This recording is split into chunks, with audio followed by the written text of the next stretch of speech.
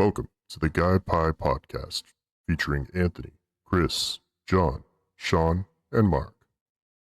This is a weekly podcast where five guys come together to make the ultimate conversational pie about the games they are currently playing. All right, welcome to the Guy Pie Podcast. I'm Chris. Joining me today is Mark Howdy. and Anthony.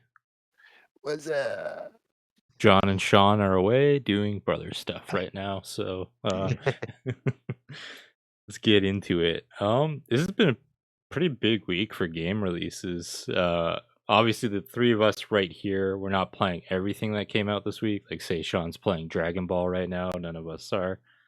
But we had two pretty huge titles come out this week, one of which is Silent Hill 2, which I started playing. So we'll start off with that, just because it came out earlier in the week. I'm enjoying my time with the game so far. I think it really nails the atmosphere. Like, it's very unnerving walking in those foggy areas, just like not knowing like when something's gonna come, just like running at you like through like the fog. The overall level design is really sweet. Like, I finished.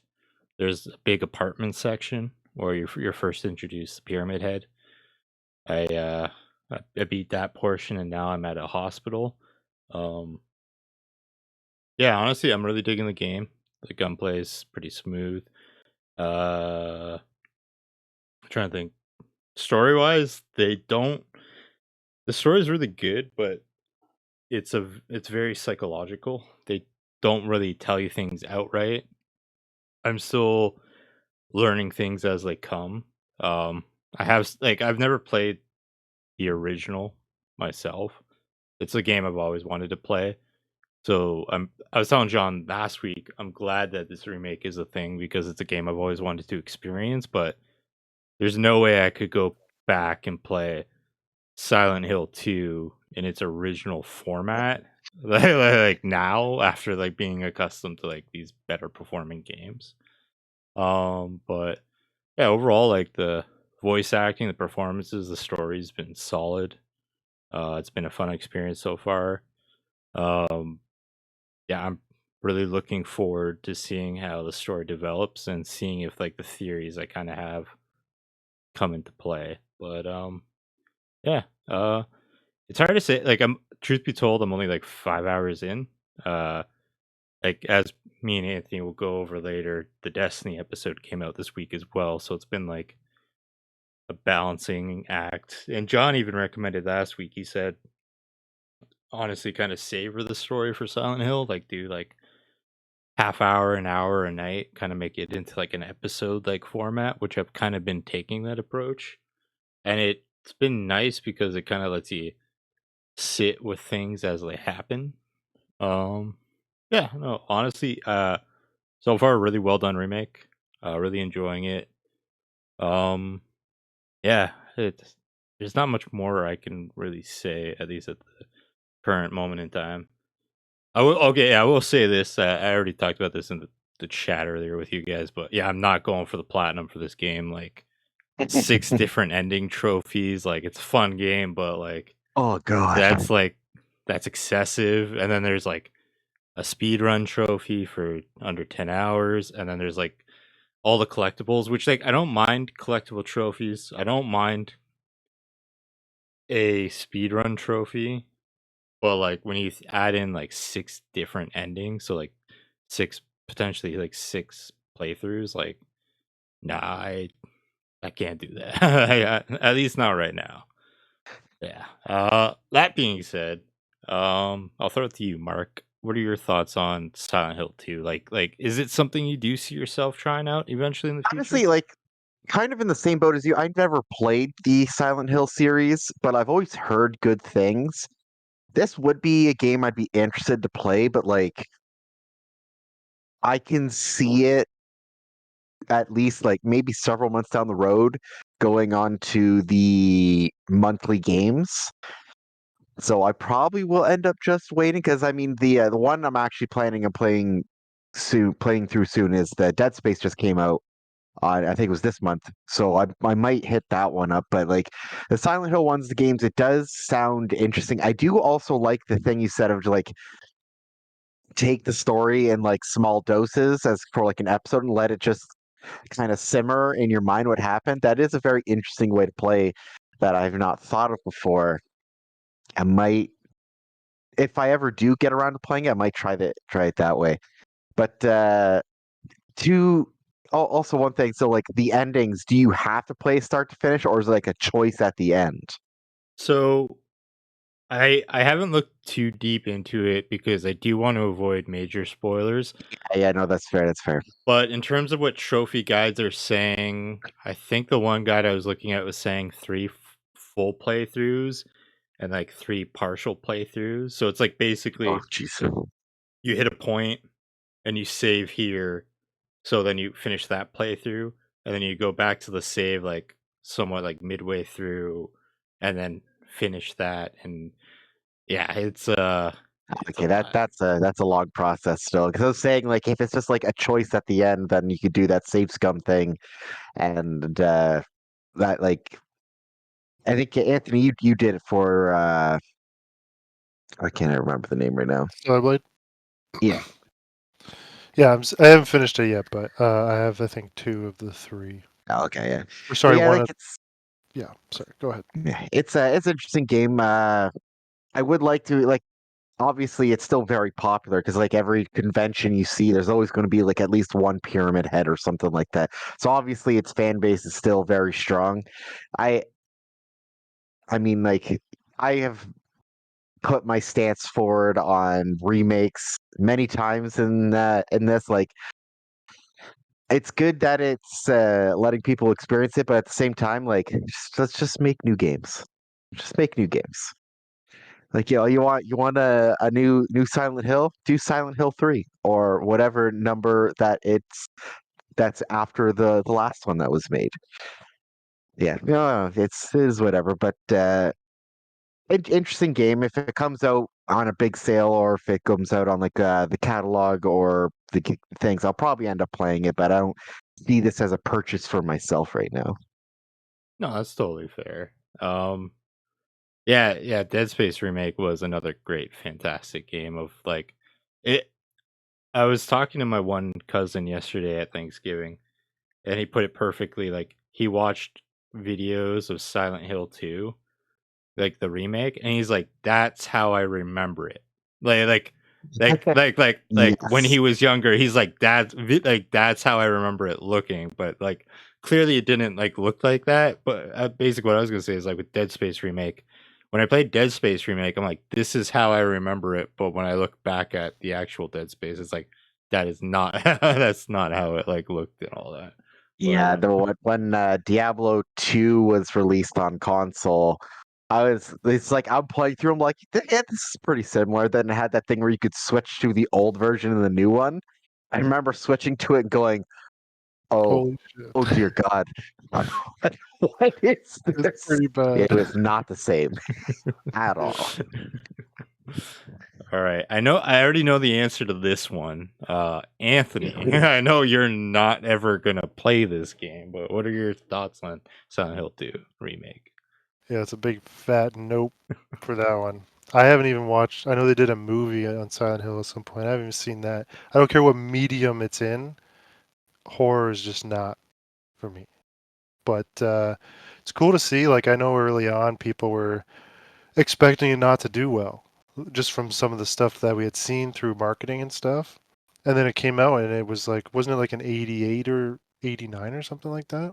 Yeah, 87 88. It maybe. was close to the 90s. Yeah, which was, I mean, everyone was pleasantly surprised. So, and it sounds from what you're saying that the game itself, at least for the most part, meets up to what the critic scores were saying. Because sometimes the critic score and the actual experience don't mesh, which is the way reviews are these days. But it sounds like to some degree they are matching up. So that's great to hear.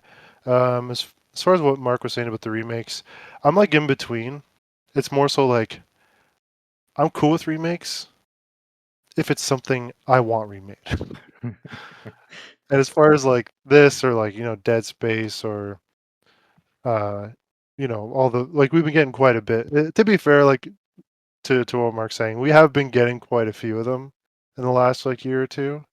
And now we have the Horizon, which is probably the most agreed. I'm not saying I disagree with it having the Horizon one, but it's probably the most egregious of like the most recent bout of remasters, just because it was a PS4 game. Although it's probably out there for somebody, right? But anyways, yeah. As far as Silent Hill, not for me. It's not even a genre that interests me to like. There's some games where like I know I won't play it, but it'd be cool to watch like someone do a playthrough, or maybe not the whole playthrough, but like certain sections or whatever.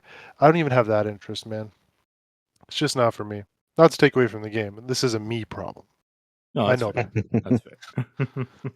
So You don't Yeah. want those creepy like nurses and their revealing outfits hunting you down. all right, I'll give it like a try. There I is can a send strip you club in the some game. I can pictures confirm. of some cosplayers that might intrigue you there, Anthony. Just a Nikri. I saw her and a couple girls. They were nurses in Pyramid Head. That's the exact one I was referring to. Oh. That was really good. Yeah, no, that's yeah, that's absolutely fair. I knew immediately like this is 100% not up your alley. There have been moments in the game where I've been tempted to like clip and then just send to you, just because like I know even just Well, you watching the do clip, it. Yeah, yeah, I'm not worried about spoilers or anything. So. yeah, I'll send you some like jump scares and stuff like that. Oh fuck that! No, I thought it was gonna be like Oh the no no nurses. no no 100% jump scares is what I was talking about. No, see, this is where you say yes, it will all be nurses, Yeah, and then you yeah. will watch the first one unprepared. Just see you save a clip, but then you download it and you edit in like the first frame is the nurse. So when you look at like the thumbnail, it's the nurse. And I start it, and it's just a jump scare, just like a half-second clip of a nurse. This is the plan. This is what's gonna happen now. All right, but I think for now that's all to be said for Silent Hill. Definitely on my end. I've been seeing like ballparks that it could be like a like first initial playthrough is like 15 hours. So like if I'm keeping up with that pace, I'm a third through the game. So like I still have a good chunk to go through. Um, yeah. Any final thoughts on Silent Hill 2 before we move on? I think this one will remain silent for Anthony. All Hell right, so that's the yeah! end of the Leave that on the podcast other for side of today. the hill. Yeah. A record 12 and a half minute podcast today, boys. All right, let's call it there. Speed run. All right, Mark, you've been playing a little game called Metaphor Refantazio. How's that I going? so I've accepted the fact that this game is just going to ruin my life for the next week. I am so tired right now because I keep on getting into the oh, I'll just finish this real quick. Like I'll just grind out one more level. I'll just do this. The game has completely sunk its hooks into me in every way, and I cannot stop playing it. Right now, like it is I can pretty comfortably say I'm probably not even a third of the way through the game. I can pretty comfortably say this is probably my game of the year for sure. Shit. It's like even the demo, like I was thinking like, oh, I'm probably gonna like this game. Like I like the Persona ones, and then Sean and them was like saying like how it's going to be pretty close. I watched the trailers, like it looks pretty good. The demo was slated for like 5 to 6 hours for a playthrough. I put in over 10, but like the save file was 10 hours, but like I would get like 45 minutes into a grind and I wouldn't have gone back to save, and then I would fuck up, and then I would die, and then I would lose that 45 minutes. So then I'd start again. So like I sunk in well over double the amount of hours the demo was slated for you to do it in. So yeah, it's just like it's really friendly to however you want to play it. So like they have like the standard easy, medium, hard modes and whatnot. If you want to just sit there and power level the shit out of your characters. They do like they make that fairly easy. Like right now, I'm actually power leveling the shit out of my guys right now. But yeah, the combat system is nice. I really like turn-based RPGs. So the turn-based combat itself, like, it has a nice rock paper scissors sort of system where it has like the three main like melee damage types, and then it has like the standard like fire, wind, ice elements, and then like light dark, so to speak. So like there's like a nice little rock paper scissors system for most things, weaknesses, and like if you figure out what the weaknesses are, then like you can extend the amount of turns you get.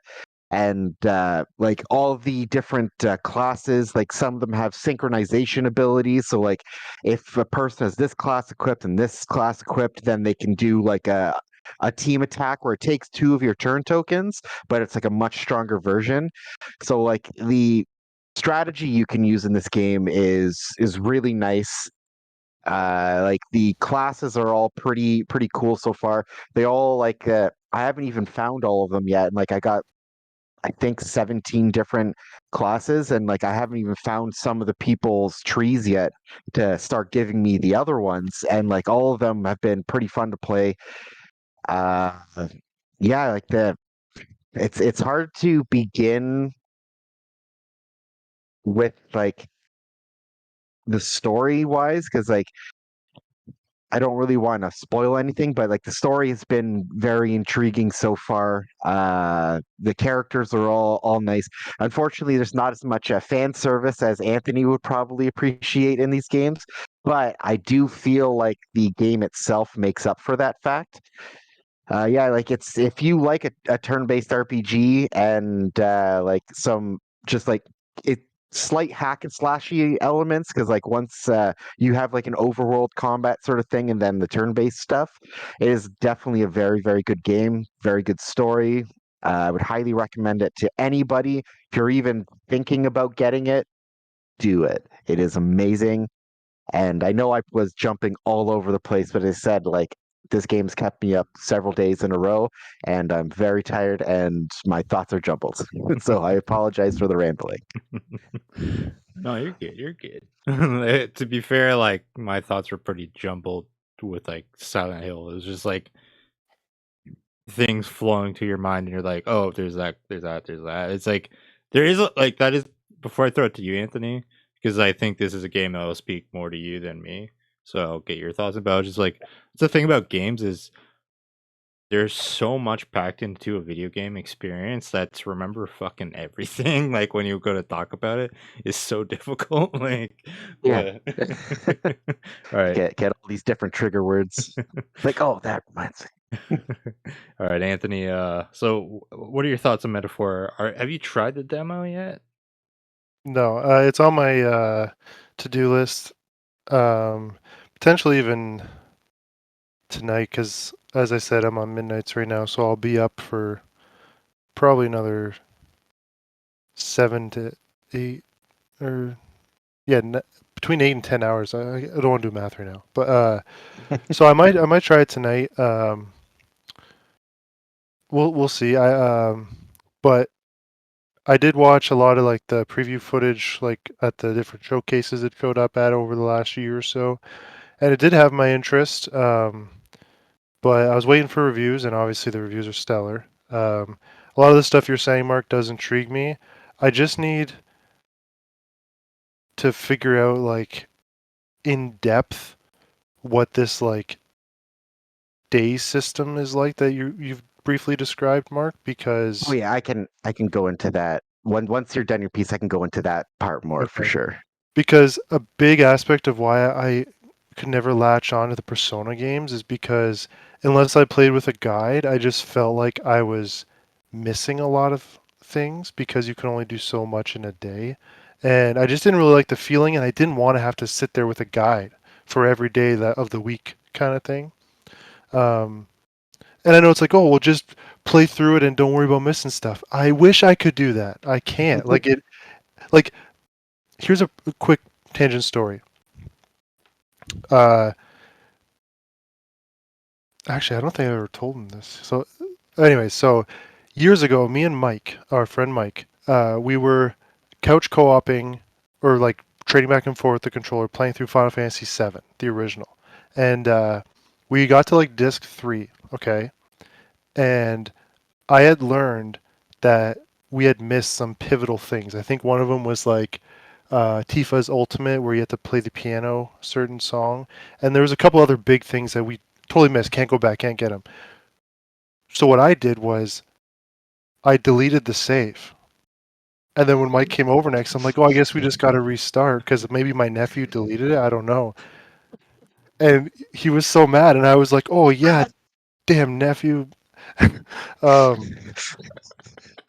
so it's like It's that's amazing. how much missing things bother me. Not like little, oh, I missed a chest that had a potion in it. That's not what I'm talking about. I'm talking about like fairly major aspects of a game, like whether it's like strong weapons, strong armor, abilities, unique items, stuff like that.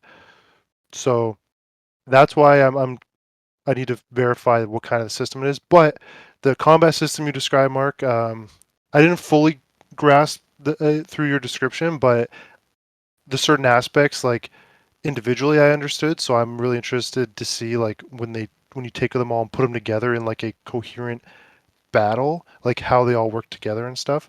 Um, and how like the system you described about how there's like some form of action combat that leads into the turn based. And now you were saying the other day how if you're over leveled, you don't even get to the turn based because you just kill them on the spot if they're like blue or whatever.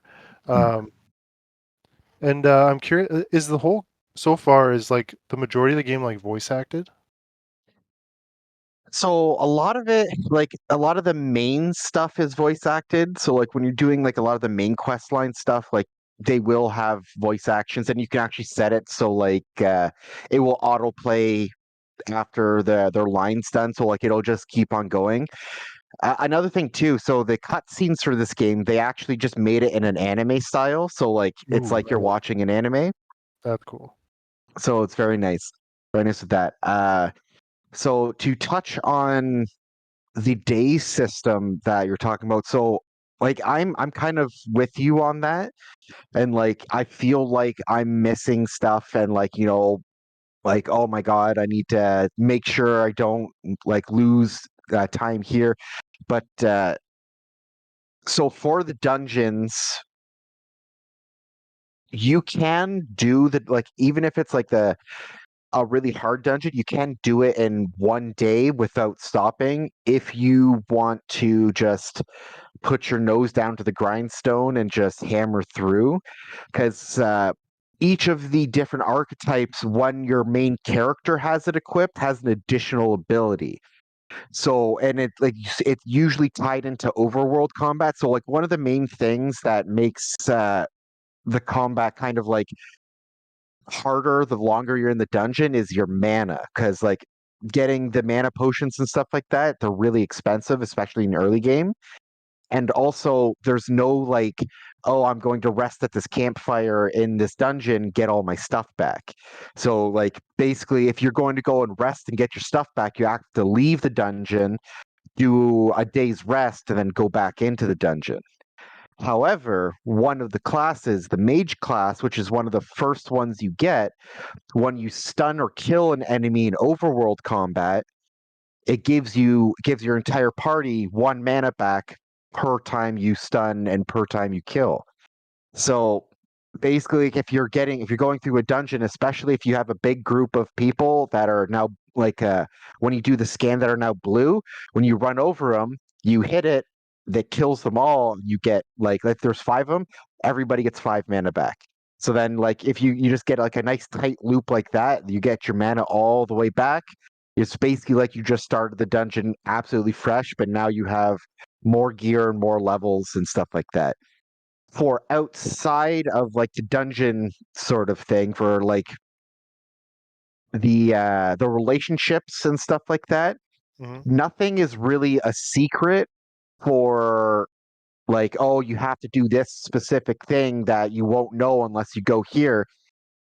when the day begins, if there's like a new thing, your guy will glow orange and it'll say, and then the person who wants to speak to you will pop up, and then you can just go because like a little, you have like a little fairy follower, then you can just talk to her and say supporters, and then it'll say, oh yeah, there's a supporter that would like to talk to you, and it'll bring up a list of all your supporters, and then you just go and select the supporter that has the icon by it, and it'll teleport you to them, and then you can just do the event. Okay. So how each of the days works though, so like you have a daytime event you can do and you have a nighttime event you can do. Some people's stuff is at nighttime, some people's stuff is at daytime. The only other thing that can kind of be like make kind of like light a fire under that missing thing is like some people have you need this level of the skill of a certain skill in order to accept their quest. So like the first one was I encountered was like this like merchant lady. You had to have a level 2 wisdom in order to accept her quest the first time for like that her like she became a follower and you got that sort of thing. But like nothing's a secret so far and everything's just kind of been laid out in front of you and you're given a lot of time to do stuff. Okay. And one thing I was kind of like curious about is like you have a like in game you have like 10 to 15 days usually to complete a task. And like I was worried, like, if I complete the dungeon, does that just wreck the rest of the remaining days? It absolutely does not. So if you complete the dungeon day one, then and like there was 14 days, you have 13 days just to farm like the follower stuff, increase your skills, complete quests, go to dungeons and stuff like that. So I haven't felt any pressure so far because like there's been a couple of times where like I was in like a dialogue. I'm like, oh, I want to make sure I do the right dialogue choice here, and I looked up something for that. But like the basic gameplay aspect of it, I haven't felt that pressure yet. Okay. I just basically like, oh, I check my stats every time I start the day, and like if there's no follower thing or no quest I'm doing, I just figure out what's my lowest stat. Then I look through the map to figure out where the nearest thing to upgrade that stat is, and I'll go and do that one. Like I just keep on leveling up all my stats evenly, so that way when I get to like the next part, usually any quest I'm already leveled up and good to accept it if it does have that requirement to start it. Okay, that's not too bad then. So yeah, I do. It sounds like I'll probably end up picking it up. I haven't figured out when my shifts rotate to afternoons, I'll have a lot of free time because my wife and my son won't be home during the day, and that's when I'll be sleeping at night regularly, but I'll be working when they're home, right? So I'll have a lot of free time to delve into like single player games. So I'm trying to figure it's 2 weeks on that shift at a time, so that's quite a bit of game time I'll get. So if I do pick it up, it'll probably be then. Nice. I mean, like, props to this game for just doing that 6-hour demo. I think that's like a really smart move for them to get people like who are kind of curious but wouldn't normally say pick this kind of game up right through the door. Like they can experience a good chunk of the game and then see if they want to invest their money into it, which is pretty sweet. I have it downloaded on my PlayStation to eventually just try the demo out, but like it's kind of like the farthest thing from my mind right now. Like just because I tried going into like Persona 3 Reload, like I don't know what it was like for that, and like even like the demo for this, like I like loaded it up, like the first cutscene hit, and I just immediately had this feeling of like I don't really want to do this right now. Like it's just like yeah, I Don't was wanna. I just I don't want to. But to be fair, like there's a lot of shit out right now. I think if That's the for me, truth. if it came out at a time where like there was a lull and I was kind of looking for something to play, like I think that might be better. Like, wait, now that Assassin's Creed ain't coming out in November, maybe this will be a November game for me. Maybe I'll pick it up on There you like go. sale or something. But one thing I'm curious about, Mark, is playing this right now. Has it scratched your itch to like revisit some Persona games you haven't checked out yet. I can't think about another game right now. So, like, you guys are playing Destiny. I'm like, I should hop on and play Destiny, but I'm like, but got stuff to do. Got Kingdom to save, damn it. Got your responsibilities. I get it. Oh, yeah. Another question too. This I'll preface this by saying completely different games. Completely different games. This versus Baldur's Gate 3. Yeah, I figured you were going to say that. Like, it is a different game. It scratches a different itch. Baldur's Gate 3, that is definitely going to be one of my favorite games of all time, no matter what. It was the it's how do I describe this with actual words? Uh it's a tough one. Like Baldur's Gate 3, like the story and everything in that, like it was so immersive, so good. Like that one gave you like a kind of like a it obviously was a linear storyline because like all roads lead to the same end, and then like it released the same end, but then it branches out into like different endings and stuff like that. This one is like it is a linear story. Like there you can be kind of a jerk in some like dialogue things, but it doesn't change anything. Where in Baldur's Gate 3, you can just say, I actually don't like you, so you're going to die and your stuff is now mine. And that's just an option you have in that game. So like this game, like it has super high entertainment value, and I think I'm just as obsessed with this game as I was with Baldur's Gate 3. If they both came out at the same time though, I probably would be playing Baldur's Gate 3 over this one. Yeah, it's totally fair. I assume that would be the case. I was kind of curious from like a gauge of like the enjoyment. But like you said, it sounds like the level of what you're enjoying this is comparable to what you're enjoying Yeah. with Baldur's Gate 3. So like that's a testament to this game in that sense because yeah, that is a Yeah, like Baldur's Gate 3 this is a game is so much fun, and like it gives you the ability because like I'm sure when they put this one specific area and this one dungeon I'm currently in, they just thought people are going to go in here, wipe them out, continue. I walk in and I saw there's two enemy spawners here. They're all blue. I'm going to be stuck here for the next 10 hours. Yep. I started it at level 35. I'm got someone at level 42 now, and I've only been grinding it for like 2 or 3 hours, and I've maxed out several archetypes for people, and I do not plan on stopping for at least another few hours, or until I get so bored of doing it that I have to stop. It reminds me of the World of Warcraft South Park episode where like they farmed like Yeah. the sheep and like they had like the montage song going on and all that. Yeah. Yeah, that was such a good episode. Oh yeah, Fuck. that's easily one of the best episodes for sure. All right, any final thoughts on Metaphor before we move on? As Sean would say, stick it in your mouth now. Oh wait, should we read Sean's blurb? So was that me and Anthony were talking about that yesterday, I think before you jumped in the party where he said it was like AI and then it wasn't like legit or Oh, okay. I don't know. I just remember him putting that giant paragraph in and saying this was his review on it. So, We'll oh, play it jeez. safe and when next time he's on he can tell us how he feels himself. Gotcha.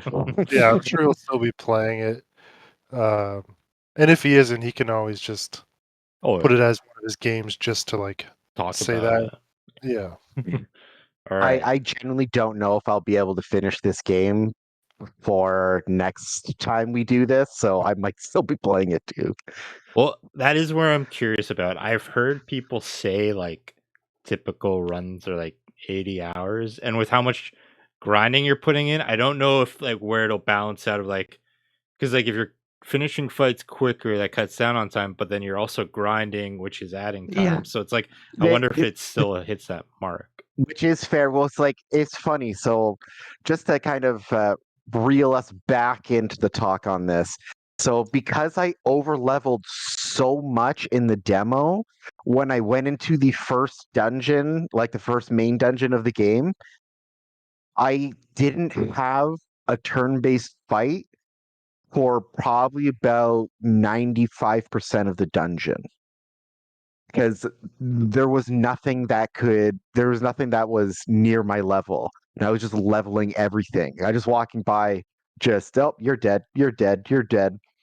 So, so like what you just said there kind of does make sense.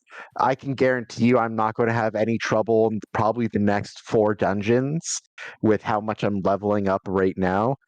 Because like one of the cool features, I think I brought this up the other day, is you can actually check to see what people's class setup was, what level they were when they went through the dungeon. So just to give you an idea of how much I've leveled right now. So we have 60% of the screens are showing their highest level is level 31. The next one has a couple of like 33s, 35. Then there's one person that's level 39. My guys are at level 42 now. So just to give you an idea. But yeah, so like it's a nice thing too that they put into the game. So like if you're stuck on something and you're like it's just not meshing well, it does give you like, oh, you can hit this and then it'll tell you what everybody else did. Also, Anthony as well. So this actually goes into like the regular days. You can actually hit a button and it'll tell you what people did on this day.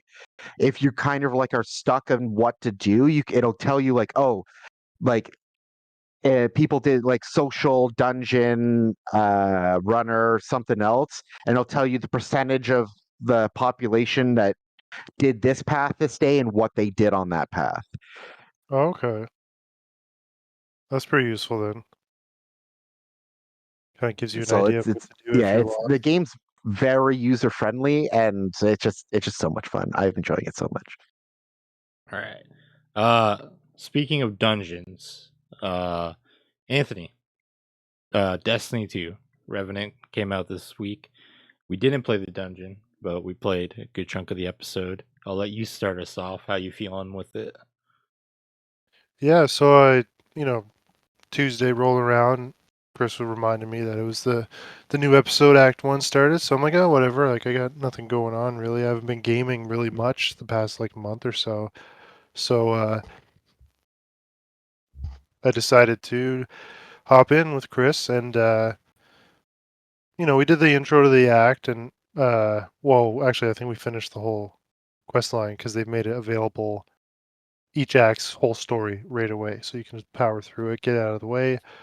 Which I've already said before, I don't really play Destiny for the story. I consume the story through like I am Bife videos and stuff like that. So, um, yeah, they got this new potion system, tonics. So far, it's pretty cool. Uh, it's how you can focus the seasonal weapons because they are not craftable now, and you can't like as you've seen in the past where it's like you go to the seasonal vendor and there's all your weapons, and if you have engrams, you can just pick a weapon and pull random rolls of it. You can't seem to do that now. You have to make the tonic, use the tonic, and go do an activity that can drop with the tonic. I can't remember the description. I know it's like playlist activities. It might just be literally just in general, but I'm not like anything. But I have to verify that. It, Uh, to cut you off, it is in general because one of the things it says in the description, playlist activities or kills. or But kills. Okay. yes, I was like doing Like some reward patrol drops shit. from Yeah, an activity or just drops from kills. yeah. Okay, yeah. So that's even better because I was a little upset that there was no like menu to use your engrams on specific weapons, but at least there's that, and they last for up to 60 minutes if you have the hot time. Oh, so that's where I'll go to a brief description. You at first you have green potions, and they have like a multitude of effects, and as you make them, you'll randomly unlock a blue potion that'll usually focus one of the multiple effects on the green potion, and then if you make that blue potion that focuses on that one property, it has a chance to make a purple potion. And I'm not sure, besides the time, I'm not sure if there's like a drop rate difference between the blue and the purple potion. They pretty much both do the same thing, at least with the potions that give you drop rates for different stuff. But the timer is 60 minutes for the purple and I think 40 for the blue. Um, I do hope it kind of increases the drop rate a little bit, but not entirely sure. And then there's a whole system which I'm not as familiar with for combat potions, where same concept to unlock the higher tiers, but I haven't looked into what they all do. I've seen a few because they do give bonuses to some of the artifact perks, so you can see the description underneath the artifact perks. But I haven't gone through all of them, just really the two or three stasis ones. And I've messed with one of them, and it's pretty good. And yeah, so anyway, so we jump in, we got our potions, we got our loot potions ready. We jump into Onslaught to get materials, and the new Onslaught is pretty cool. It almost like back when Onslaught came out, like that was awesome. It was fun. We played the shit out of it. But like if I were to go back to that Onslaught now, it would probably almost feel like a beta for this Onslaught, because this Onslaught I find is better. It's different maps, so like you could argue whether the maps were better back then or now, but every other system with it I think is better with the new one, um, except for one thing, and that's random ammo bricks on the ground sometimes aren't real, and they will just explode, and depending on if you know it's there or not, it might just kill you, which is a little frustrating. But um, yeah, it's been fun, and all the new weapons. I've been watching a bunch of videos since I jumped back in. It's hasn't sunk its hooks right into me, but they've definitely entered the flesh a little bit. So I've been watching videos on builds. I've been looking up rolls on the new weapons. Um, so we'll see if it sticks. But so far, I plan to continue playing on a weekly daily, weekly, every other day type basis. So, which is good because I haven't really played anything on Destiny for several months, I think, at this point. Yeah, like I think me and you, the last time we played Destiny together, I think was the Act 3 the day it launched, but like that was it. We didn't play like together after that up until obviously episode 2 started. But yeah, to echo what you said, like the new Onslaught's such a good time because as you said, the things they've implemented, like adding two new defenses, one being mounted turrets, the other being airstrikes, are pretty cool. Um, Yeah, the upgrades to the laser tripwire fences are sweet now because, like, when the enemies walk through them, it'll do like the stasis chill effect and like slow the enemies. So, like, it's actually made them much more viable as like defenses. Um, going back to what you said about the purple tier potions. Yeah, I don't know if it gives a significant increase in drops.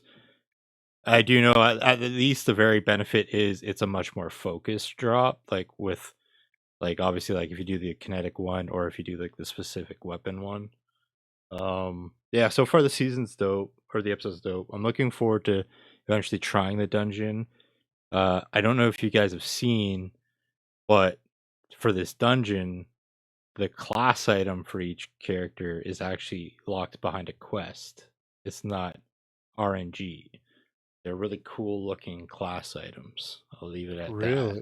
Yeah, like there's a quest. It's the quest you get, I believe, to like actually start the dungeon.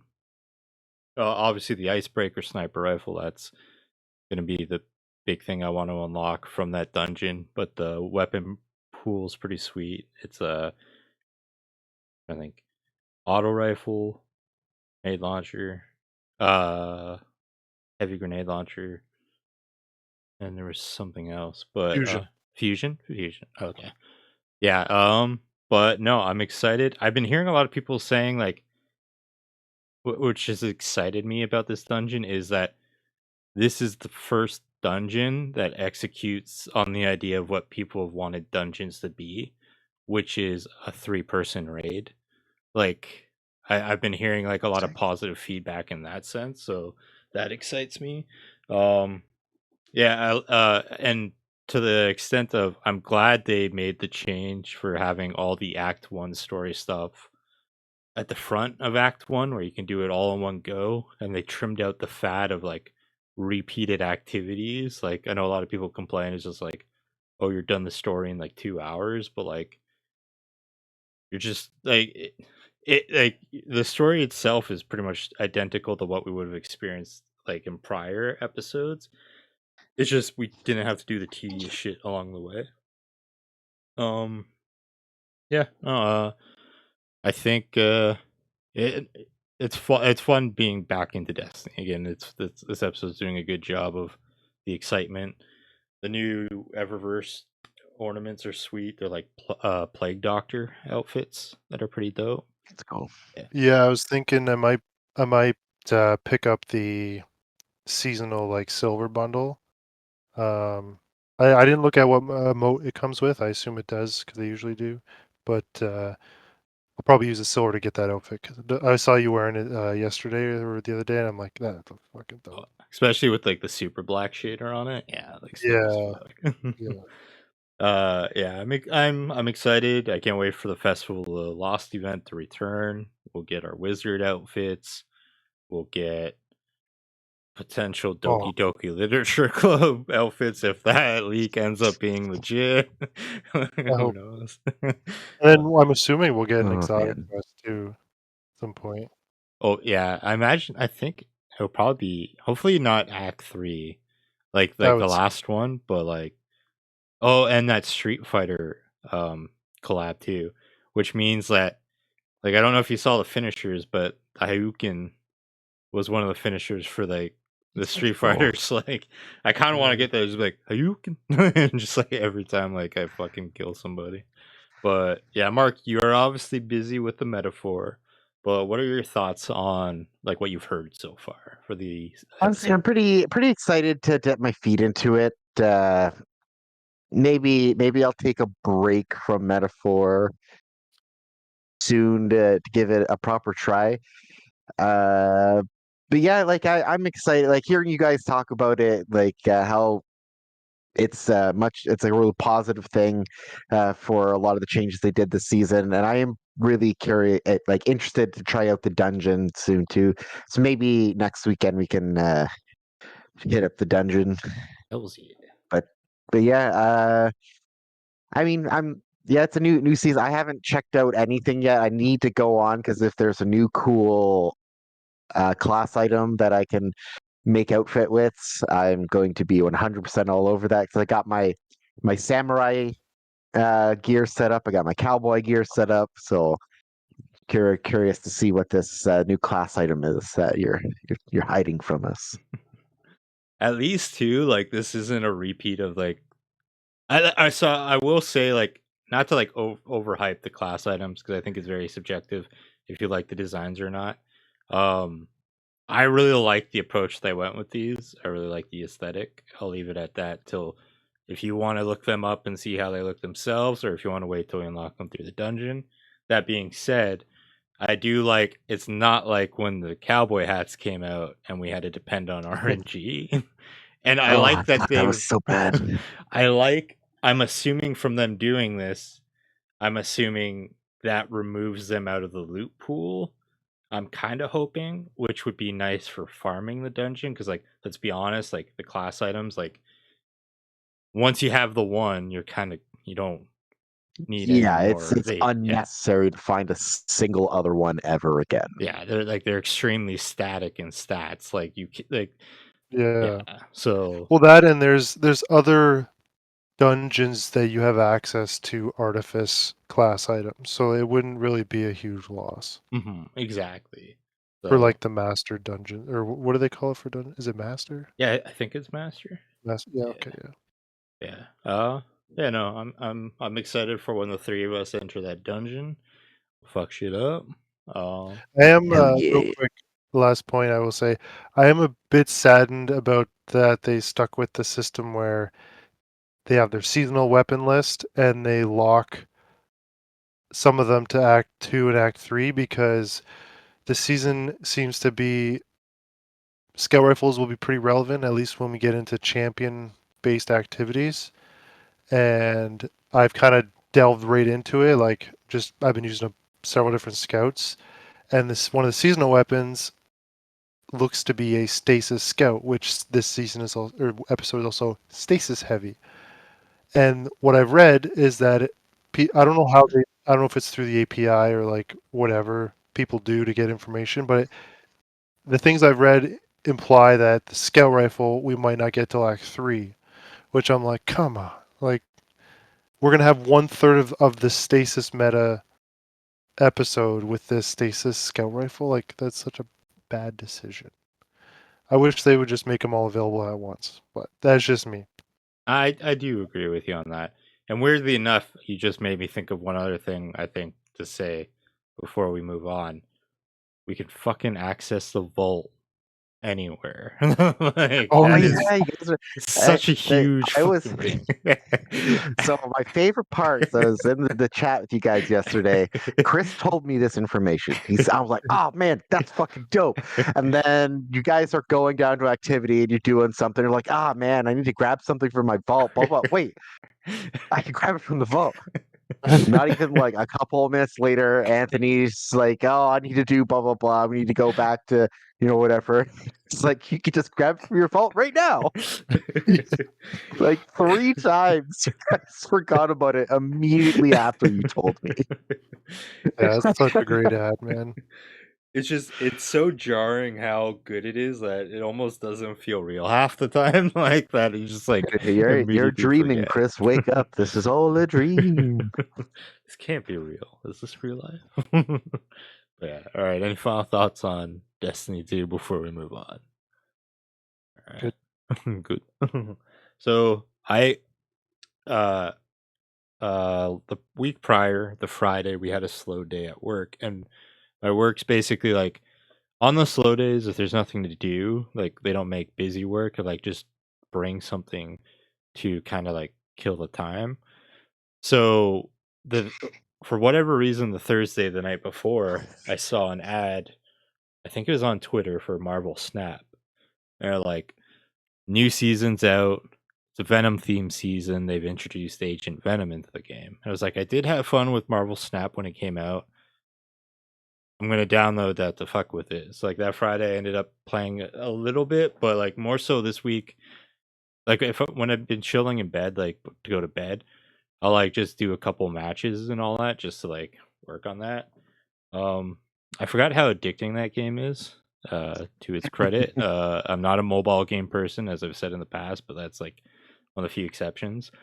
I'm very frustrated with what they decided to do for Agent Venom as a card. Because so for context, like I love Venom, but Agent Venom is my favorite iteration of the character. The Rick Remender storyline for him was fantastic. That being said, what he does is when you play him, he turns every card in your deck to 4 power, like so like 4 damage. So like you're like your 6 like cost cards, like say like the Hulk that costs 12. He's gonna be worth he'll only do 4 power now. And like I see a world where like maybe you just build a full deck of like say 1 or 2 cost cards that are super cheap and you use him to like beef all them up. But like I wish they went with like a whole different concept for that character, because what I really like about Carnage and Venom as characters is the whole destroy theme to them, where they kill other cards and then take their power and then beef themselves up. Like as I've been playing the game, I've gotten back into like a destroy approach for like my decks. But yeah, I am enjoying my revisit with Marvel Snap. But shame on you, Marvel Snap creators, for fucking doing Agent Venom dirty. It ain't right. It ain't right. That being said, Anthony, you played this back when it came out, right? If I remember correctly, we were both playing at the same time, I think. Yeah, I tried for a bit. I'm not a card game guy, but just knowing that the format of it was very quick games, unlike a lot of like card games, especially like trading card games, they tend to be long-winded, which is part of why looking forward to actually it's only like a week or two away, that Pokemon one, because it's a modified format to be similar to Marvel Snap where it's quicker matches. But yeah, I enjoyed my brief time with it.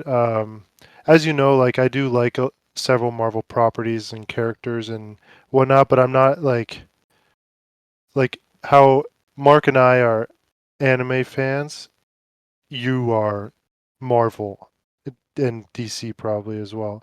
And then, but like as far as a Marvel fan, I'm not that big. So like, for me to continue to play a card game, which is a genre I absolutely generally dislike, I didn't have enough attachment to all the characters, because that was what the chase would be, right? To get more cards, to beef your deck up with characters you like, unless you're someone just chasing metas and you don't care about who they are. But I'm not that kind of person, so I didn't last too long. I think it was only maybe a month or so, but I did have fun with it. Like it was very simple, easy to understand, quick, and I was even winning a decent amount of them. I don't know if that's just because at the time it had just come out, so I was like I'm not too familiar with the difficulty pairing system. Like it seems like it was probably pretty well done because I didn't feel like I was just losing all the time. Um, but yeah, so are they doing like a seasons format with this game? Yep. Like it's Yeah, so uh, when it first came out, like how it goes, I don't know how long the seasons last. I think they're like a month or so, but you'll have okay, like a battle pass. I think it goes like 50 rewards. So like this one, like it's Venom themed. So like at the start, you can get Agent Venom.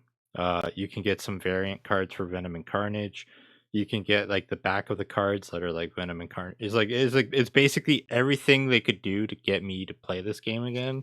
They put in that battle pass. nice. But yeah, I think that is the good and the bad of like their season format. Is I remember I was heavily into Marvel Snap because like when I first started playing, they had a Carnage event, but then they followed it up with like a Black Panther event where I did like the Black Panther movies, but a lot of the cards weren't really. I didn't have that desired grind like I did prior, right? I think it's the dangerous thing with their format is like if it's not a character you like, you're not going to be enticed to grind as much. Yeah, that makes sense. Yeah, Mark, did you play this when this came out? I can't remember if you did. I don't think so. It like phone games are hit or miss with me. Obviously, the last one that was a hit for me. Uh, but yeah, I don't think I kind of looked at it, but I never downloaded it, got into it. I probably could download and get into it a little bit, but I don't know how long it would be able to retain my attention. It's like those type of games are very particular for how they have to do things for me to want to play them.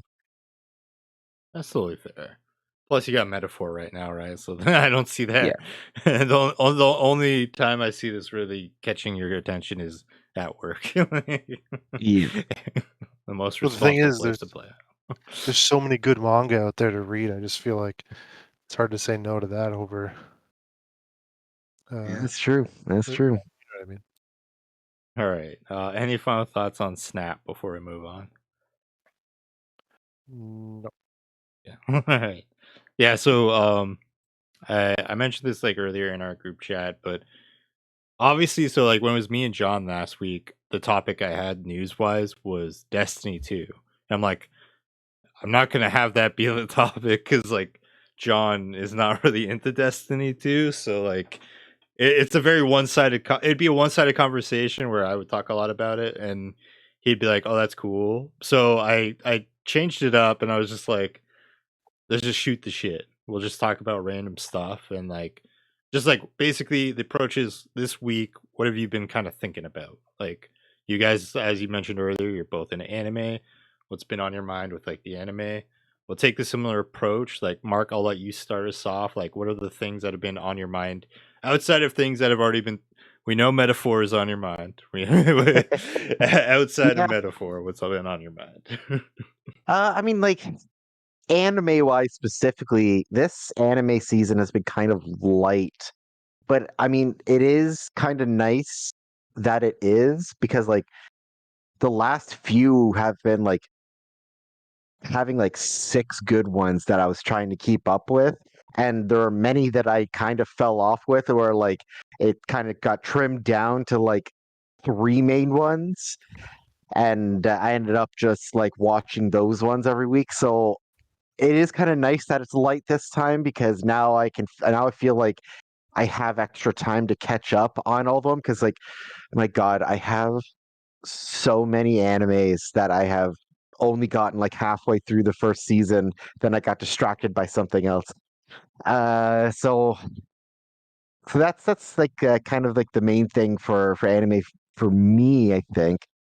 Um, I don't. I think we have our full list out now, right? I think the full list has pretty much been released on Crunchyroll for what's coming out. Oh, and the new Dragon Ball one. I forgot that came out too. The Dragon Ball Daima or I didn't Daima. watch it yet. I forgot. Yeah, Didn't watch that the one last looks interesting. I'm pretty certain this is just like a one-shot offshoot. It's not going to be canon, but it does look like it's going to be at least entertaining. I'm very curious to see how they go about it. And yeah. Oh, and the we I think me and Anthony were talking about this a little bit yesterday, but one of the new animes coming out, I still need to watch the second episode. Dan to Dan. Yeah, it's wild. What a mess of an anime. Holy shit. That thing is wild. Like I saw a couple of like clips or whatnot. I was not prepared for that first episode. It was very interesting. Yeah, John was talking a lot about that one last week. Uh, Oh yeah. And besides that, I'm just hoping that I can sleep well this week. I don't think it's gonna happen, but I hope that I can. Because of metaphor, or 100% because of metaphor. I woke up today and I look over. I woke up at a time like I woke up at 12. Usually when I wake up at 12, like I'm still a little bit groggy. I'll lay in bed for like another hour. I look at my phone and my brain just did not turn on. It just like I was just processing for way too long on nothing. And I'm like, dude, wait, what? What? It was a rough morning. All because I was playing this game yesterday and I just like, oh, I'm just gonna grind out one more level. And then like I'm like mid dungeon when I got that level. Then I went through it. I'm like, well, I'm halfway through this guy's level, so I'll just do another quick one. And then that was 3 hours. Yeah. So it's been an exhausting gaming experience for me this week so far. all right, Anthony, what's been on your mind this week? well, I guess the main thing would be, so as I briefly mentioned before, like over the last couple months, they've re-released, or like this year even, they re-released a lot of OG Yu-Gi-Oh cards, and I kind of got on the bandwagon a little bit and ended up getting some. Like I got like just in my immediate reach here. Let's see, what's something He cool? always keeps them nearby, just just in case he needs a blue eyes Yeah, white dragon. like Listen, he ain't getting like sent to the Shadow Realm without a fight, okay? Blue Eyed White Dragon. So yeah, but that's dying down because, as you know, like the limit, there's a limited amount of OG cards compared to however much there is out there as a whole. Like, because the game continued to evolve over the last 20 years, but the OG run was only for a couple of years, really, right? So I pretty much got a good amount of what I want. I bought a couple singles, like because I didn't want to go crazy. Buying by the packs isn't really cost effective. So I'm like, oh, I really enjoyed opening the packs though, and like and I'm like, I'm not really into the Pokemon cards, especially nowadays. Like, I just find most of the modern day iterations of the cards look so ugly. Like there's like the the really expensive cards that people are striving for. They're usually like full art cards, stuff like that. Those look kind of cool. I'll give them that, but generally speaking, I just think they look so ugly, in my opinion. So I just don't have interest. But then Chris texts me this, and he's like, "Hey, have you seen these?" And it's this new TCG that just started releasing in North America called Union Arena. It's been in Japan for I think a year or two, something like that, and it's just coming here now. And they only have 2 sets out, and it's all anime titles, a lot of Shonen Jump um, type stuff. It's made by Bandai Namco, Hunter x Hunter and Bleach. So I actually got a Bleach one, and I mean, you guys might not. I know you guys haven't seen Bleach, so you won't be familiar. But this is what the an alternate art card looks like, and then these are like the super rares, and these are like some of my favorite characters. This is one of my top 3 favorite characters. This is probably top 5, and then this is like the main villain of the new show, and then this is probably one of my favorite villain characters because it's a chick with boobs, you know. So, um, but yeah, so I might be all in on these. The booster box, I think they retail for like between 80 to $100. I can't remember the exact price right now. Um, and I'm not a big Hunter x Hunter fan. I've seen all of it, but not enough to like want the cards because I'm not buying them necessarily to play. It's mostly just to collect my favorite characters. Not even doing it for value. Um, and this is, from what I know, the release schedule over the next few months into next year is they're coming out with Jujutsu Kaisen, uh, Code Geass, which fucking blew my mind. That's like a 20-year-old anime, 15-year-old anime, and it's either my favorite anime or my second favorite anime. I can almost never decide between that or Death Note. Those are my 2 uh, favorite. Um, and then there's rumors of Full Metal Alchemist. I don't see it online, but people are saying that it's actually getting its first release ever. So like Full Metal Alchemist isn't, I guess, even in Japan yet, and they're doing a worldwide release of that. So I'm definitely interested in these cars, and because of the spread out releases, because it just came out, I'm thinking of just like I've already pre-ordered the Jujutsu Kaisen and the Code Geass boxes, and they're far enough apart where like even though they're like 80 to $100, the cost is low over time because like the one comes out like I bought this box, the other one comes out I think in November, and then the next one I think is like January. So and then yeah, I'm just gonna keep going with it. It did just come out, so like a lot of the the rare cards tend to be ridiculously priced right now. Like I was telling Chris, the highest rarity card for the Bleach set had sold listings on eBay for like $2,000 to $3,000, which is crazy. But that will come down. There is, however, like a alternate art like this of this character named Rangiku, and she's like a red-haired chick with like massive tits and you just like massive cleavage, and it's like that card is only so this is an alternate art for a rare, whereas like these are super rare, so there's alternate arts for the super rares as well, um, and the chick with the big tits I was just talking about, she's an alternate art for just a rare card, but like I'm pretty sure that card's going to be a high value card just because she is a waifu. You know? Anthony's gonna be paying top dollar for that one. I don't know if it's too much. I might just buy another. Like if it's the same cost as like a booster box, I might just buy the box and take my chance. Because there's also the cool thing that this series does, which I think the another anime card game called Wheeze Shores. I don't know how to say it. Wheeze Shores, whatever. A lot of the big rarity cards, they actually have the signature on the card of the voice actor for the character from the anime. I think it's usually the Japanese voice actor, if I'm not mistaken. Um, this card series is doing that as well. So there's like each set, I think, has like maybe 3 or 4 signature cards. And those are the highest value cards. So like those would be really sick to pull. Um, but we'll see what my odds are over time. I'm not going to go crazy and buy like 2, 3, 4 booster boxes of one set. I'm just kind of be like, one of Bleach, you know, one of Jujutsu Kaisen, and then once they hit a point where they're like the releases are farther apart, then I'll be like, okay, which set do I like the most? Because that's the thing, the style of the art and the backgrounds and stuff differ from set to set.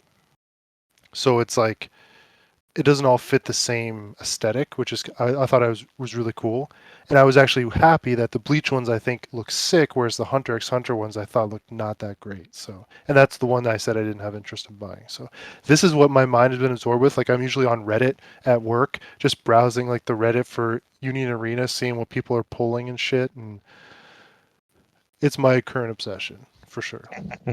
I don't even know how, like, because I came across it on Facebook. I don't even know how it came into my algorithm on Facebook. But like when I saw it, I was like, yeah, Anthony might dig this. Well, that's the thing. So that other game I mentioned, Wee's Shores, I've wanted to get into it, but it's been around for a long time, and they have so many different anime properties, and some of them you can't even get anymore. So it's like, oh, I want cards of this, and then I look it up. It's like, oh, unless they do a re-release, it's almost like the Yu-Gi-Oh retro cards. It's like if they hadn't re-released these cards in new prints, I wouldn't be able to just go buy the retro, like the old cards, because like a Blue Eyes White Dragon is probably like $400, you know, like a first edition. Even a non-first edition might still cost like $80, $100. So it was kind of like that vein where it's like I just want the characters I want. And it's like, oh, like Riaz Gremory from High School DxD. Like there's some cheap cards of her, but like you're not gonna find them.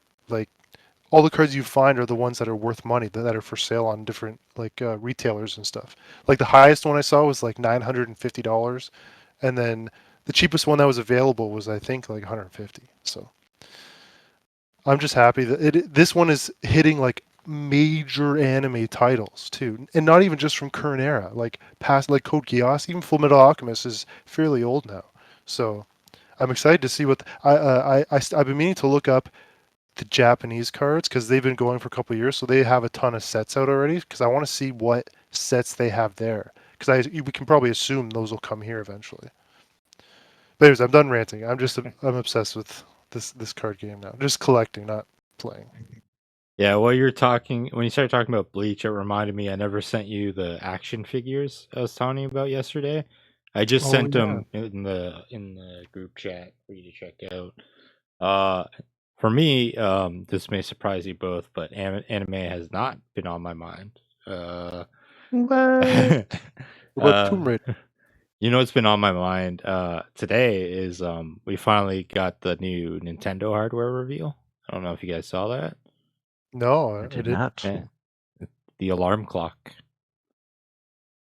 Fucking what? Yeah, yeah, Nintendo revealed a new piece of hardware today. It's an alarm clock. Oh, that's neat. Yeah. Yeah, they should have totally like hyped it up like a big hardware reveal, like to get when everyone there, and they just like pull the curtain back. It's like a fucking Mario alarm clock or some shit. Yeah, the Alarmo is the latest in a long line of weird Nintendo hardware. That is the name of the item. I was watching a What was the video name? on it. Say that one more time. The Alarmo. The Alarmo. Yeah, so alarm with O at the end of it.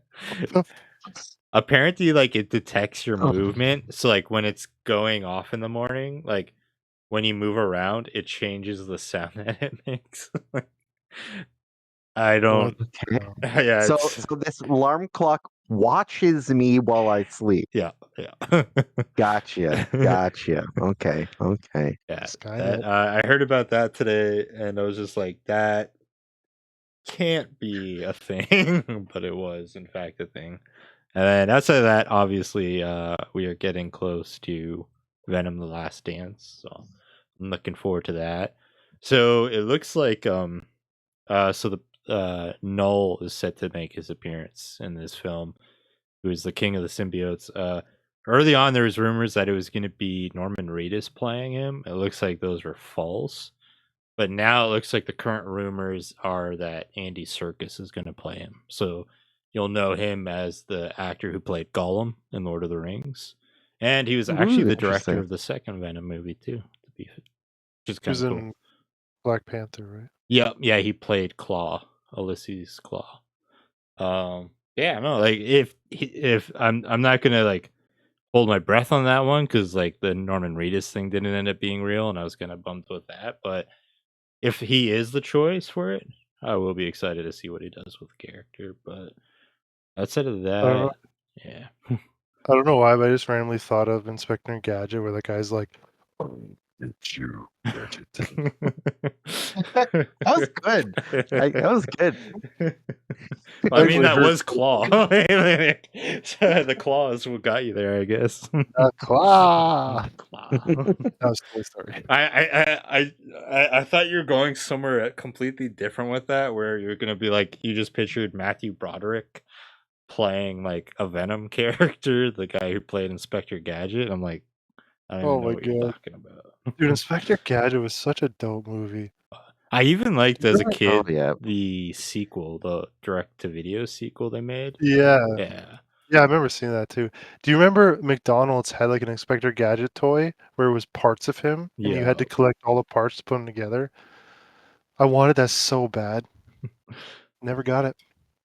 This rich kid down the street did, and man, we beat the fuck out of it. No, I'm just kidding.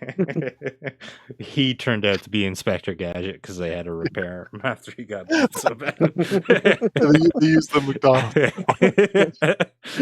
Oh, we jeez.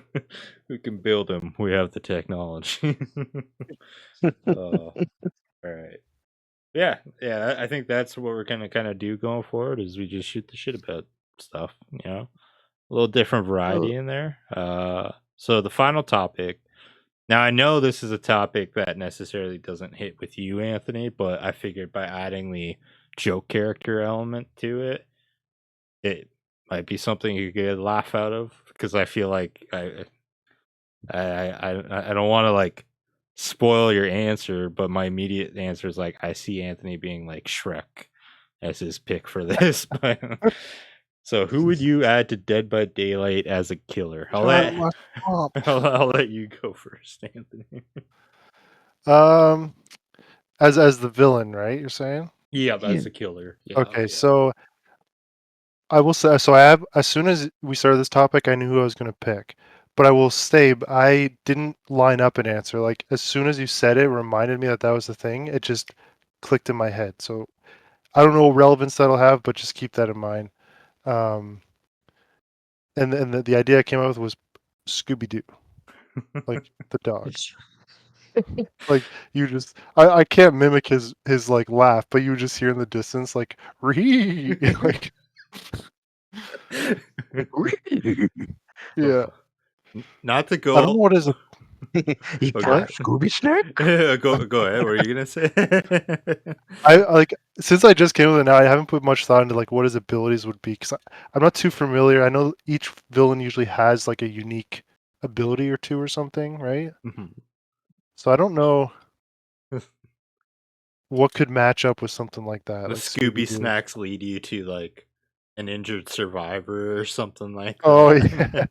You're able to go through doors and teleport to another door. Like, Oh dude, that's yeah, perfect. they could actually make that work really well. Yeah. You But just use a thing where like a door appears, you go through it, and then you like invisibly float around to pick a spot for another. Almost like Marvel Rivals, that one guy's ability when he makes the portal. Who was that? Doctor Doctor Strange? Strange. I Yeah. feel like yeah, Yeah. that kind of concept. Like it's definitely doable. But not to go on a random tangent, but like that Velma show that like is supposed to be very horrible, where like Scooby's dead. They butchered all the other characters, and it's supposed to be like a comedy. Yeah. Well, they just had the series finale, right? Are you guys are familiar with Scrappy Doo, right? Yeah. So Scrappy Doo has infamously been one of the most hated Scooby Doo characters for like forever. Everyone has hated him. I found him annoying as a huge Scooby Doo person. I did find him annoying, but I never necessarily hated the character. But the reason, like Anthony, you just made me think of this was so for the finale, apparently of the Velma show, they had Scrappy Doo. Spoilers for the Velma show if anyone was planning on watching that. But so they had Scrappy Doo kill Velma. Then like they thought like they thought by doing that like they'd be like Scrappy's a monster and like like Velma would like they'd feel bad for Velma. It's a total shift where everyone's just like, I think we've been harsh on Scrappy. Like he's actually not a bad guy. He saved us all. See him in a whole new light. That But was oh, when I first saw that. I had no idea anything about that show, and I just saw it on the whatever streaming service it was on. I saw it on the menu, and I'm like, oh, what is this? Easily one of the worst shows I've ever seen in the modern day. Like, I watched that, and I'm like, what the fuck am I watching? Like, I only made it past like 2 or 3 episodes, I think. as a huge Scooby Doo fan, I was just like, I'm just not gonna watch it. It did not look appealing to me at all. And I'm like, It was not. and I'm like, how do you do a Scooby Doo show without a Scooby? Like, I know it's a Velma show, but like, where the fuck Scooby? But all right, anyway, back to the topic that we were. Okay, so Anthony's answer is Scooby Doo. Yeah. Mark, who are you picking? I racked my brain and like honestly, I don't know. Because like all the killers I played in it were so fun. I can't I try and think of outside and then I just go back to like playing as the Oni and you guys flipping out as you hear me charging across the map. But yeah, jeez, I honestly don't have a good answer for you. It does make me want to play the game again thinking about it, but I can't think of any sort of like villain that's not already in it that I would add, even as What like a about joke character. like Ronald McDonald or something? Yeah, I mean, you could, and he just throws Big Macs and Whoppers at, or you could do like the Hamburglar. There you go. Oh yeah, or that fucking purple dude. Grimace. Grimace. Yeah. The TikTok trend of the Grimace shakes, where like people are like having seizures on the ground and like the purple's coming out of the What?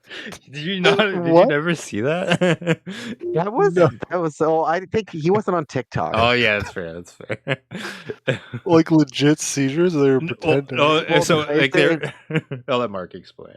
yeah, it was a trend. So like they came out with the purple milkshake for Grimace's birthday, and it was basically like people kind of like ODing on it, and then Grimace being in the background sometimes, and like it was like they went kind of like a sort of horror method with it. It was very Well, there you go. interesting time. That's it. That's the one. We got him. That's the pick. We I got changed him. my answer. As a joke character, Waluigi for me. I would. All I hear is Dude, he puts soap on a hook and he's like, "I'm the wiener." I want Waluigi, but like it's like they're anti like his abilities are all working against himself. Where like there are loose boards on the map where he walks and it just goes up and hits him in the face or something like that. But as a legit killer, I want Jason Voorhees because like Friday the 13th was always my favorite franchise, and like obviously they never put him in because they had that Friday the 13th game, but they lost the license to it and that game's like dead now, so like bring him over. But yeah, Waluigi is my joke answer. Was Freddy in the game? yeah, Freddy Krueger's in there. Yeah, they Then had you got almost everybody. Jason. Almost everybody. Yeah, they had Michael Myers. They had. What about Ghostface. Leprechaun? No. Yeah, they put Leprechaun, but they did put Chucky in. Oh, okay, so you get to Little play as the Chucky short running dude. around. That's Yeah. hilarious. All right. So those are our picks. That has been another successful episode of the Guy Pie Podcast. We're gonna finish this off so Mark can go back to his hustle. Grind them levels. Me and Anthony. I accidentally broke my loop, so it ended a while ago. All right. Uh, And then me and you don't Anthony do- are gonna go run an exotic mission. So, all right. I'm Chris. That's Anthony. Hi, or see you later. That's Mark.